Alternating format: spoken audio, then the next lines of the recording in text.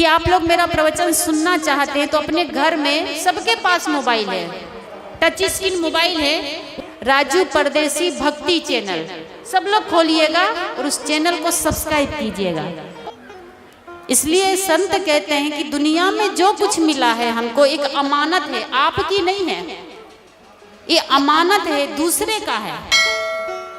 बेटी है तो बेटी आपकी नहीं है, बेटी है तो दामाद की, और बेटा है तो बहू का।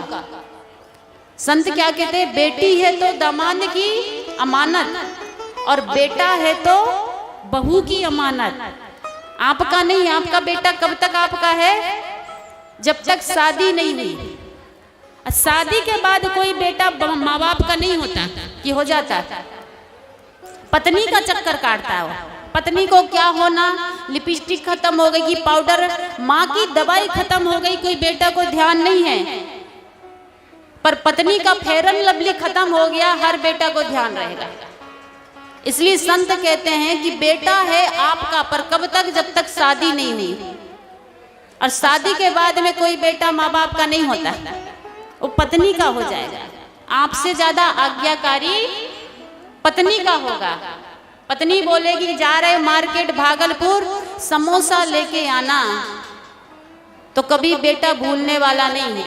रसगुल्ला लाना, तो कभी बेटा भूलने वाला, और चुपचाप लाएगा, माँ को पता भी नहीं चलेगा, बाबूजी को चुपचाप ला के पत्नी को दे देगा। कहा गया 2 ही लाया हूँ, 20 रुपया बचा था, अंदर ही खा लो। चुपचाप लाके। अब पत्नी भी अंदर अंदर खा के झिल्ली रसगुल्ला की बाहर फेंक देती पॉलीथीन। अब सुबह सुबह सास जब झाड़ू लगाती है और झिल्ली उठाती तो देखती चाशनी टपक रही है, चीटी लगी हुई है। बुढ़िया अनुमान लगाती कि कल भागलपुर गया था, जरूर रसगुल्ला लाया होगा। ये चाशनी उसी का है, रसगुल्ला का। बेटा बड़ा चतुर चालाक हो जाता है कि माँ बाप को पता न चले।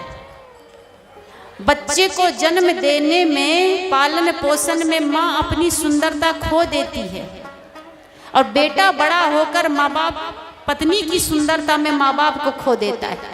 सही बात है।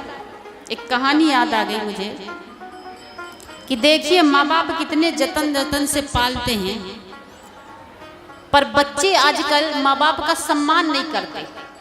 भगवान श्री राम का आदर्श अगर आदमी अपने जीवन में उतार ले, सिर्फ एक आदर्श, तो घर स्वर्ग बन जाए, घर मंदिर बन जाए। अगर एक आदर्श अपने जीवन में उतार ले। भगवान श्री राम का एक आदर्श क्या था? प्रातः काल उठऊं रघुनाथा, मात पिता गुरु। सुबह उठकर माँ बाप को प्रणाम करना चाहिए। कितने लोग होते हैं जो सुबह उठकर माँ बाप को प्रणाम करते हैं?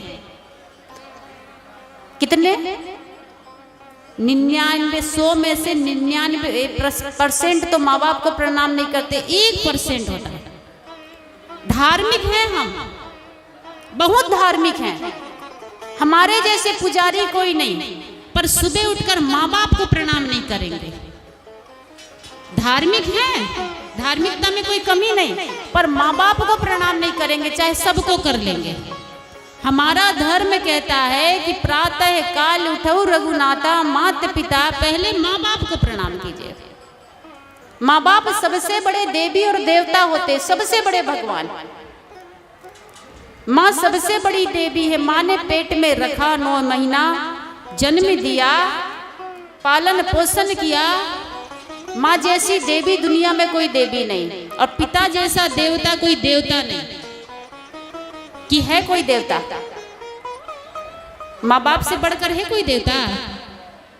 सबसे बड़े देवता अगर दुनिया में है, ये मैं नहीं कह रही, हमारे शास्त्र कह रहे हैं। हिंदू धर्म का सबसे पुराना ग्रंथ ऋग्वेद है, यजुर्वेद, अथर्ववेद, सामवेद, 4 वेद, 6 शास्त्र, 18 पुराण की रचना हुई। ऋग्वेद का सबसे पहला मंत्र है मातृदेव भव, पितृदेव भव, आचार्य देव भव। भगवान श्री राम सबसे पहले उठते थे, माँ बाप को प्रणाम करते थे। आज हमारे बेटा सबसे पहले उठते तो किसको प्रणाम करते हैं? आंख खुलती है और खुले ना, सबसे पहले किसके चरण ढूंढेंगे? मोबाइल के चरण। कहाँ है मोबाइल? कितना व्हाट्सएप आया है, कितना गोला आया है। जैसे पहले लोग मुर्गी के अंडे ढूंढा करते थे कि कितनी मुर्गी ने अंडा दी है, आजकल व्हाट्सएप में कितना गोला, कितना मैसेज आया है, आदमी नींद खुलते ही उसको ढूंढने लगता। भगवान श्री राम अपनी सौतेली माँ के कहने पर 14 वर्ष वनवास गए।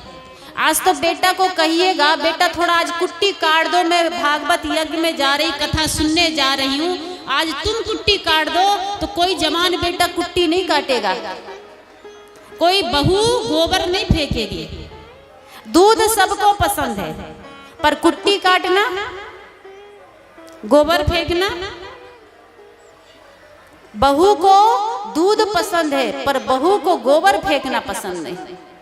बेटा को दूध पसंद है पर कुट्टी काटना बूढ़े सास और बूढ़े ससुर के ड्यूटी।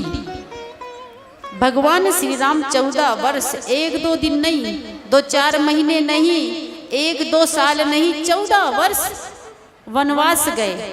किसके कहने पर? सौतेली माँ के कहने पर। झगड़ा नहीं किया। आज तो कलयुग का जमाना है, पहले माँ बाप वनवास देते थे बेटा और बहू को, आजकल बेटा माँ बाप को ही वनवास दे देते हैं, जाइए वृद्धाश्रम में रहिए, कोई जगह नहीं है, अलग रहिए, नहीं तो 1 कट्ठा जमीन ले लीजिए, 1 बीघा ले लीजिए, अलग रहिए। ये कलयुग का जमाना, यहाँ पर उल्टा होता है। माँ बाप वनवास नहीं देते, बेटा ही वनवास दे देते हैं। इसलिए संत कहते हैं कि नई सदी से मिल रही दर्द भरी सौगात, ध्यान दीजिएगा, नई सदी से मिल रही दर्द भरी सौगात, बेटा कहता बाप से तेरी क्या औकात। पानी आंखों का मरा मरी सरमुरलाज, कहे बहू अब सास से घर में मेरा राज। पानी आंखों का मरा मरी सरमुरलाज, कहे बहू अब सास से घर में मेरा राज। भाई भी करता नहीं भाई पर विश्वास, बहन पराई हो गई साली खासम खास। आजकल भाई भाई पर विश्वास नहीं करता। 4 भाई 5 भाई, 1 द्वार 1 आंगन 1 कमरा में रहते हैं। कब तक? जब तक शादी नहीं हुई। और शादी हो गई, चारों की बहू आ गई, तो कोई भाई 1 द्वार में नहीं रहेगा, 4 द्वार 4 आंगन बनेंगे, 4 गो टाटी लगेगी। बिना टाटी का कोई जी नहीं सकता। टाटी में टाटी, छोटे छोटे द्वार हो जाते हैं, छोटे छोटे आंगन हो जाते हैं। बिना टाटी लगाए भाई और भाई नहीं जी पाते। कहेंगे दुश्मन का चेहरा देख लेंगे लेकिन उसका चेहरा नहीं देखेंगे। रामचरितमानस रखा मंच में, रामचरितमानस पढ़ते हैं मंच में, और घर में यहाँ रामायण और घर में महाभारत। अगर घर में भी रामायण हो जाए तो राम राज्य फिर से किया जाए। भाई भाई की त्याग की कहानी है रामायण, भाई भाई के त्याग की, प्रेम की कहानी है रामायण, और भाई भाई के स्वार्थ की, झगड़ा की कहानी है महाभारत। भाई भाई में प्रेम होना चाहिए। तो मैं कह रही थी कि माँ बाप के प्रति सम्मान होना चाहिए। माँ सबसे बड़ी देवी है। एक कहानी याद आ गई, उस कहानी को बोल के मैं अपनी वाणी को विराम दूंगी। फिर हमारे बीच में कुछ कलाकार बंधु बैठे हुए हैं, बहुत बड़े कलाकार हैं, समय का अभाव है, कुछ भजन इनसे हम माँ बाप के ऊपर प्रसंग के अनुरूप कुछ भजन सुनेंगे। एक कहानी छोटी सी बताती कि माँ बाप की आज क्या स्थिति है। एक बहू बढ़िया से सज धज के 5000 की साड़ी पहन के और रूम से बाहर निकली, अपने बेडरूम से बढ़िया से सज धज के, लिपस्टिक पाउडर क्रीम लगा के, तो सास ध्यान से देखती है, लगता है बहू कहीं आज जा रही है।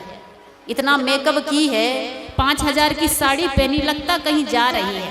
तो धीरे से, पहले बहू डरती थी सास से, पर आज सास डरती है बहू से। धीरे से सास क्या बोलती है कि बेटा लगता है कहीं जा रही हो, कहाँ जा रही हो? बड़ी धीरे से बोलती है, बेटा लगता है कहीं जा रही हो, कहाँ जा रही हो? कहा माँ जी मैं पार्टी में जा रही हूँ, मेरी सहेली का, मेरी फ्रेंड का बर्थडे पार्टी है। बर्थडे पार्टी मतलब समझ गए सब, जन्मदिन, बर्थडे। तो कहा कितने बजे आओगी? कहा अभी तो गई भी नहीं हूं, आने की क्या बात। भोजन होगा, खाना पीना होगा, डांस होगा, 11-12 तो बज ही जाएंगे, आराम से आएंगे। तो बूढ़ी सास ने कहा कि मेरे लिए भोजन। अब बूढ़ी सास को चिंता हो गई कि ये लोग तो पार्टी में खा के आएंगे, मैं कहाँ खाऊंगी। कहा मेरे लिए भोजन। बहू ने कहा कि सुबह की दिन की सब्जी रखी हुई है, आलू की भुजिया दिन का रखा हुआ है, 4 गो रोटी बना के खा लेना। अब बूढ़ी सास 80 साल की बेचारी कभी गैस जलाई ही नहीं, गांव देहात में रहने वाली। बहुत माताएं जिनको आज भी गैस जलाते नहीं बनता, डर लगता है। बूढ़ी माता जी ने कहा बहू से कि बेटा रोटी बना देती 4 तो अच्छा होता, क्योंकि मुझे गैस जलाते नहीं बनता। 4 रोटी बना दो, दिन की सब्जी रखी मैं उसी को खा लूंगी। अब बहू के ऊपर तो लगता है पहाड़ टूट गया, क्योंकि आजकल देखिएगा शादी विवाह में सब महिला जब सज धज के तैयार हो जाती ना, तो वो अपने बेटा को भी गोद में नहीं बिठाना पसंद करती, अपने पति को भी 1 गिलास पानी नहीं देगी, सास ससुर को तो देखेगी भी नहीं, भूल जाएगी कि हम ससुराल में हैं।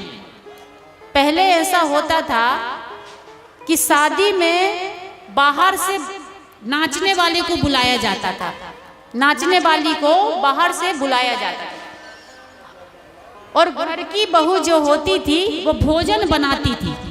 आज से 40 साल पहले की बात बता रही। नाचने वाली को बाहर से बुलाया जाता था और घर की माँ बहन बेटी मिलके भोजन बनाती थी। पर आज क्या होता है, आज हमारी माँ बहन बेटी बहू डीजे में गली में नाचती है, बढ़िया से मेकअप करके डीजे बज रहा, बहू भी नाच रही, बेटी भी नाच रही है। और कभी कभी देखने को मतलब मिलता है कि दुल्हन भी नाच रही, दूल्हा भी नाच रहा है, दूल्हा दुल्हन भी नाचते हैं, बहुत डांस करते हैं मंच में। क्या जमाना आ गया। शर्म नहीं है आजकल, शर्म सब खत्म। पानी आंखों का मरा मरी शर्म और लाज, कहे बहू अब सास से घर में हमारा राज। अब हमारा राज है घर में। और सास ने कहा कि 4 रोटी बना दो, तो बहू को लगा कि पहाड़ टूट गया। इतना सुंदर 2500 का ब्यूटी पार्लर से मेकअप करा के आए हैं हम, और जो 5000 की साड़ी पहने, गर्मी का दिन है, अगर हम किचन रूम में जाएंगे भोजन बनाने तो एक पसीना में तो सारा पाउडर साफ हो जाएगा। पार्टी में जाना है और बुढ़िया अब तो गुस्सा, पत्नी का गुस्सा 7वें आसमान में। भगवान को कहती भगवान आपको धन्यवाद है, ससुर पहले ही चल बसे, पर ये बुढ़िया कब भगवान को प्यारी होगी। पति के पास गई गुस्सा से, कहा सुनते हो जी? कहा क्या है? कहा ये मेरी सास है ना, ये सास नहीं है, ये मेरी गले की फांस है। कहा क्या हुआ? कहा हम तैयार हुए हैं पार्टी में जाने के लिए, और ये कहती है कि 4 गो रोटी बना दो। तो क्या दिक्कत, बना दीजिए। पति बोलता है, कहा तुम भी माँ का पक्ष लेते हो, देखते नहीं मैं तैयार हो गई, और तैयार होने के बाद मैं रोटी बनाने जाऊंगी और पसीना में मेरा मेकअप पाउडर क्रीम का क्या होगा। बहुत टेंशन हो रही मुझे तो। कहा अच्छा चिंता मत कीजिए, एक काम करते हैं, मैं माँ को समझा देता हूँ, ध्यान दीजिएगा। बेटा बड़ा समझदार हो गया है, माँ को समझाने लगा है। माँ के पास गया, कहा माँ हम लोग पार्टी में जा रहे हैं, तुम भोजन कर लेना। कहा बेटा कैसे करूंगी, सब्जी तो है पर रोटी नहीं है। कहा सब्जी रोटी को टेंशन छोड़ो, बगल में साईं मंदिर है, और साईं मंदिर में आज खिचड़ी का प्रसाद बटेगा। गुरुवार है और गुरुवार दिन जो है खिचड़ी का प्रसाद भोग लगता है, तो तुम टिफिन लेके चले जाना, 2 चम्मच ज्यादा डलवा लेना और घर में आके चुपचाप बैठ के खा लेना। माँ ने कहा ठीक है बेटा जाओ। माँ, बेटा और 10 साल का पोता जब 4 व्हीलर गाड़ी में बैठा, गाड़ी थोड़ी आगे चली तो 10 साल का पोता कहता अपनी मम्मी से कि मम्मी मम्मी जब मैं बड़ा होऊंगा ना पापा के जैसे तो एक आलीशान बंगला बनाऊंगा, बहुत सुंदर मकान बनाऊंगा। मम्मी बड़ी खुश हुई कि वाह मेरा बेटा कितना अच्छा सपना, इसका मकान बनाएगा ये। हर माँ बाप चाहते हैं कि मेरा बेटा बड़ा हो के बंगला बनाए, मकान बनाए, गाड़ी खरीदे, धन कमाए। बच्चे के अंदर में संस्कार भी दीजिए, केवल कार नहीं संस्कार भी दीजिए, और संस्कार नहीं तो सब बेकार है। पर बेटा कहता है कि माँ जब भी मैं बंगला बनाऊंगा, मकान बनाऊंगा तो किसी बड़े मंदिर के पास ही बनाऊंगा। कहा क्यों? पूजा करोगे, जल ढारोगे कि घंटी हिलाओगे, मंदिर के पास क्यों मकान बनाओगे? कहा मैं ना पूजा करूंगा, ना जल ढारूंगा, ना घंटी हिलाऊंगा, तो फिर मैं मकान इसलिए बनाऊंगा क्योंकि जब मैं पापा के जैसे बड़ा हो जाऊंगा तब तुम दादी के जैसे बूढ़ी हो जाओगी, और मुझे कहीं पार्टी में जाना होगा, बाहर खाना होगा, तो तुम कहाँ खाना खाओगी? दादी की तरह तुम भी उसी मंदिर की खिचड़ी का प्रसाद से भोग लगाकर खाना खा लेना। बोलिए सद्गुरु। सज्जनों, हमारे देश में देवी देवता आए, ऋषि मुनि आए, सबने यही शिक्षा दिया कि समाज परिवार में जो आपकी सेवा करते हैं, जिसकी सेवा से आप बड़े होते हैं, उसका सम्मान और सेवा पहले करना। कि जो बैठे हुए हैं देवी और देवता है, चारों धाम इनके चरणों में हैं। जिसने माँ बाप की सेवा कर लिया उसने चारों धाम की यात्रा कर लिया। उनका सम्मान कीजिए।